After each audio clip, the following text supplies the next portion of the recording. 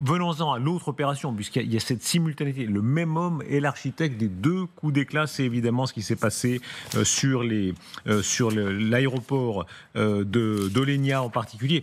Revoyons cette image pour bien comprendre ce dont on parle.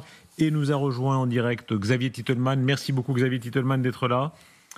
Bonsoir. Bonsoir, merci beaucoup. Vous êtes particulièrement précieux, comme chaque soir, mais ce soir notamment, puisque on a du nouveau sur le mode opératoire et notamment cette séquence d'intelligence artificielle. J'aimerais que vous la preniez vous en main, vous avez l'image, et que vous la commentiez pour bien comprendre. On a visuellement la représentation maintenant très exacte de ce que les Ukrainiens ont mis au point pendant des mois, sans doute une année entière. Donc, on a la configuration maintenant de l'intérieur de ce véhicule qui était chargé de transporter les drones. Donc, on le voit en dessous, il y avait les containers avec les batteries, mais qui étaient vides. Et s'il y avait eu un contrôle, ça n'aurait pas été détecté. Et sur le dessus, vous aviez caché dans la toiture, seulement 20 cm d'épaisseur, vous aviez tous les drones qui étaient directement disponibles. Et à partir du moment où les camions arrivaient à la position desquelles les drones devaient décoller, eh bien, ce toit devait tomber, était éjecté, et ce qui permettait ensuite aux drones de décoller tout en étant pilotés à distance, puisque ces drones sont connectés au réseau téléphonique terrestre russe. Et donc, ça permettait à un opérateur qui peut être n'importe où dans le monde de les amener sur leur cible avec les images que l'on connaît. Et là, ce qui est intéressant, c'est que le chauffeur du camion lui-même, évidemment, c'est un Russe qui n'est absolument pas au courant, et on voit les ondes qui sont en train d'arriver sur le camion, parce que réellement, c'est de n'importe où. Les agents ukrainiens qui ont organisé cette opération étaient déjà sortis d'Ukraine quand ils ont lancé les drones à l'attaque des différentes bases qui ont été touchées. C'est très impressionnant. On mesure à quel point c'est une opération sophistiquée. Ce que vous avez dit que je n'avais pas encore compris, par exemple, c'est que là, les drones sont seulement sur la partie supérieure du camion et dessous, il n'y a rien. Comme ça, les contrôles éventuels n'auraient pas permis de repérer là, ces camions piégés, quoi. Oui, tout à fait. En fait, ces camions, il faut comprendre que l'intérieur est vide, est réellement vide. Dans un premier temps, j'avais cru que certains camions auraient été remplis avec différents types de matériaux, justement en cas de contrôle. Mais réellement, apparemment, et on a des personnes, des Russes qui sont rentrés à l'intérieur, après que tout soit parti, ils espéraient peut-être encore les arrêter. Et on a le mécanisme de mise à feu pour qu'il y ait une destruction. C'est-à-dire qu'il y a une autodestruction de ces camions, peut-être pour éviter qu'il y ait des preuves ou des empreintes digitales, par exemple, qui seraient détectées. Mais oui, tout jusqu'à la fin, jusqu'à la destruction, était prévu. Et puis ces informations qui sont maintenant partagées, elles confirment simplement ce que les Ukrainiens eux-mêmes avaient partagé hier, parce que les Ukrainiens avaient été totalement transparents dans l'efficacité et dans l'organisation, la planification de cette opération, puisqu'encore une fois, leurs opérateurs étaient déjà sortis et n'étaient plus en danger. Alors, expliquons bien maintenant, entrons encore plus dans le détail, comment ces drones étaient piégés, constitués. Voilà, cette infographie qui permet de le comprendre. Alors, il y a le drone de base, il y a cette espèce d'enchevêtrement avec une batterie, la caméra évidemment, et on voit le détonateur imprimé en 3D et la charge explosive. Où se trouve exactement la charge explosive? Alors, on a pris ici un drone et vous allez nous aider à la... Alors, j'ai une mission de ne pas le casser. C'est la principale mission qu'on va donner. Moi, je ne suis pas très important, je peux me blesser, mais le drone, il ne faut pas le casser. Voilà, c'est ce qu'on m'a dit. Alors, où est-ce qu'on place là-dessus simplement la charge explosive, Xavier? La charge explosive va se trouver au niveau de votre main, juste en dessous. C'est-à-dire qu'en fait, sur un drone de cette catégorie, en dessous, vous allez avoir directement l'ensemble du bloc avec l'explosif qui va être ici en dessous. Sur le dessus, vous avez le bloc batterie. Et donc, logiquement, vous avez même certains drones pour aller plus loin. Ils ont deux batteries. Quand la première est vide, ils la larguent. Ça permet de s'alléger, ça permet d'aller plus loin. Mais globalement, sur l'avant, vous avez une petite caméra qui permet à l'opérateur de pouvoir piloter ce drone et voir exactement où est-ce qu'elle est en train d'aller. Il y a la charge explosive qui est en dessous. Et donc, dans l'illustration qu'on voit, c'est une tête de RPG, c'est-à-dire c'est en gros un explosif qu'on peut utiliser anti-char, par exemple, qui équipe le bout des AT4. Et on a une portée qui va être de 10-15 km avec ce type d'équipement. Donc, il suffisait que le camion se gare à 10 km de la base et il était en mesure de toucher directement les affaires. Tout ça est léger. Hein. Là, je vois à quel point c'est léger. Je ne sais pas combien ça pèse exactement, mais c'est assez léger. C'est l'ordre de 1 kg, c'est très léger. C'est moins qu'1 kilo, en tout cas celui-là. Et si je comprends bien, c'est aussi simple que vraiment on tourne avec du scotch et on met simplement la charge explosive ici. C'est pas plus compliqué que ça. Donc, l'amateur complet peut le faire. Ces drones coûtent 270 €. 50 € pour la batterie. Donc c'est pour ça que le total de la valeur de ce drone est autour de 500 €. C'est pour ça que ça coûte absolument rien et qu'il y a une disproportion entre la valeur des destructions et l'engagement de ce drone. Donc oui, il n'y a rien de plus simple parce que c'est des fibres de carbone, c'est des équipements. Il suffisait en fait que les Ukrainiens achètent dans le commerce en Russie des fibres de carbone, une imprimante 3D, ils font tout localement, ils achètent les batteries dans le commerce qu'on peut acheter n'importe où. La plus compliquée, c'est d'obtenir les têtes explosives. À partir du moment où vous avez les explosifs, et on sait très bien qu'en Russie, avec la Tchétchénie, avec la porosité qui peut avoir les frontières, apparemment l'Azerbaïdjan par exemple, c'est possible de les faire rentrer. Il y a aussi la possibilité de les avoir sur place. Et on a aussi maintenant plus d'informations depuis ce soir sur peut-être l'auteur, l'organisateur général. C'est un Ukrainien qui était en Crimée occupée à partir de 2014. Et étant en Crimée occupée, il a obtenu la nationalité russe. Et donc, c'est un Ukrainien des zones occupées, qui est rentré dans la résistance en 2014 et qui aurait organisé ça en créant une société, en louant les locaux desquels tout est parti et en achetant lui-même les différents camions. Donc il y avait l'opposition des zones occupées qui a peut-être été impliquée dans cet événement depuis 10 ans. J'aimerais l'impression du général Richoux. Général Richoux, vous avez dirigé des chars qui ça pesait combien vos chars? 55 tonnes. 55 tonnes. J'aimerais votre impression. Je vous passe le drone qui est vraiment la guerre de maintenant. Montrez-le bien. Prenez des récits. Surtout Aurélien Mel, notre chef d'édition, qui m'a fait jurer de ne pas casser son drone. Montrez bien là. L'impression que ça vous fait, vous, qui avez dirigé évidemment des appareils de guerre qui sont d'une toute autre génération et d'une toute autre importance. Ça veut dire qu'aujourd'hui, c'est des game changers, véritablement. Parce que jusqu'à présent, on avait vu un drone qui tapait un char, mais c'est un char tactique sur le terrain. C'est un char, quand on détruit un char, c'est 10 millions d'euros. Effectivement, c'est beaucoup. Mais finalement, ça ne change pas le cours de la guerre.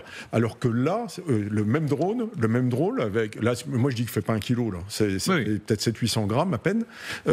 Il est capable de détruire ou de provoquer une attrition forte sur la flotte stratégique aérienne. C'est-à-dire qu'aujourd'hui, des avions qui font peut-être 10, 20, 50 millions d'euros, puisqu'il y a des transporteurs de missiles de croisière qui peuvent transporter l'arme stratégique. Il y a aussi, je crois, c'est Xavier me le dira, c'est les A-50 qui sont les AWACS. Les A-50 à 300 millions d'euros. Qui sont les AWACS russes, donc bourrés d'électronique, qui sont capables de piloter le champ de bataille. C'est la vision du champ de bataille, la capacité de commandement, etc., qui ont été détruits avec un engin qui fait quelques centaines de grammes et qui coûte absolument rien. Et donc là, véritablement, il y a du travail dans les états-majors, parce que ce qu'on a vu là, c'est la première fois qu'on le voit en tous les cas.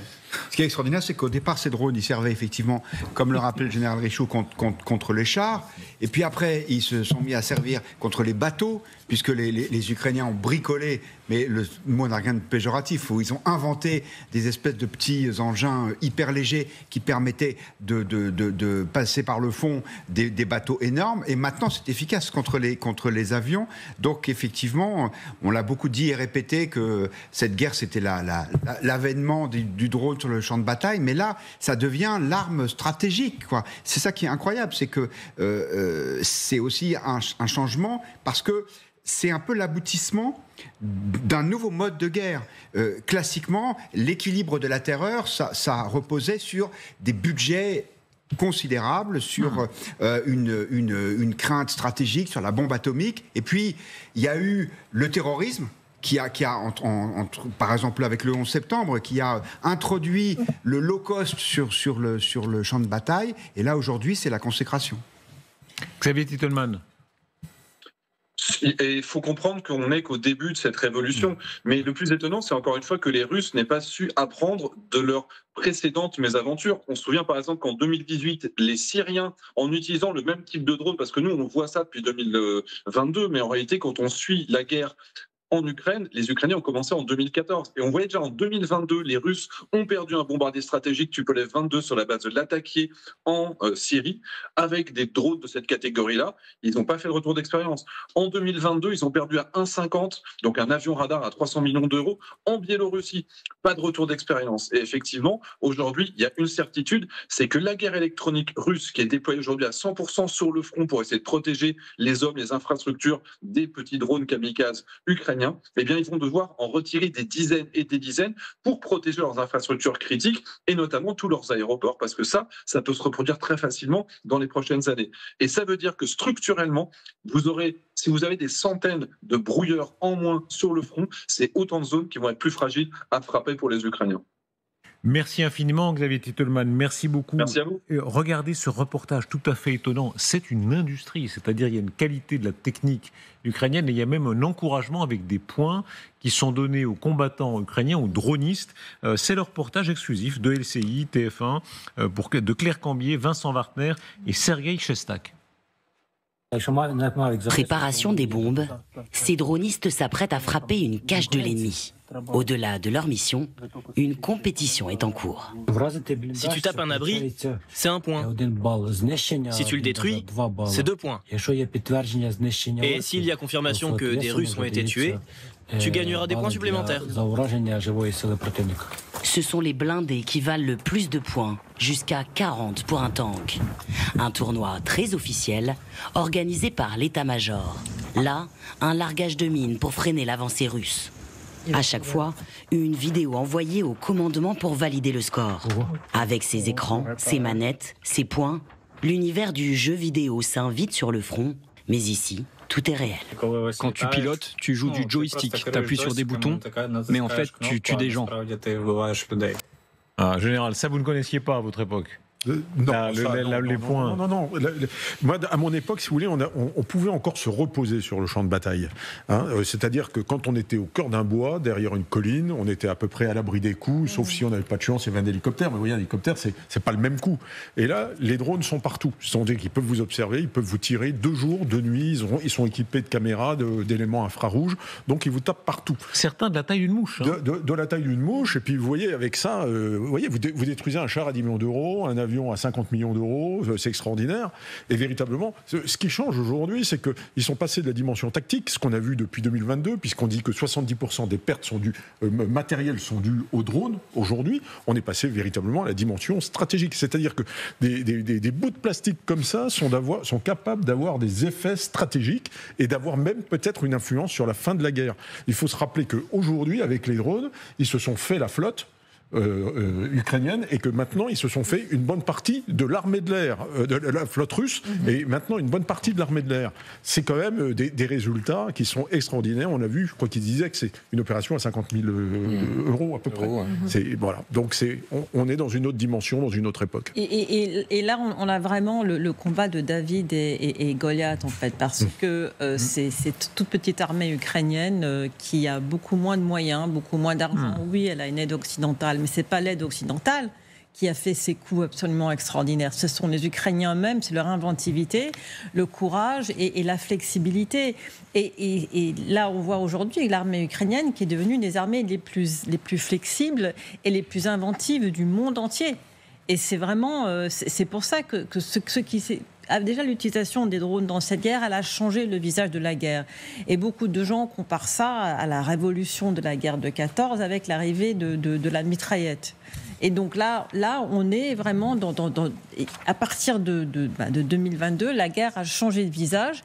Et je pense que ce week-end de mai, juin maintenant 2025, avec ce coup stratégique porté à la Russie, change les choses non seulement pour la guerre entre l'Ukraine et la Russie, mais change les choses pour tous les états-majors. Parce que vous soyez français, britannique, américain aujourd'hui, vous savez qu'il y a une nouvelle vulnérabilité qui a été donc détectée.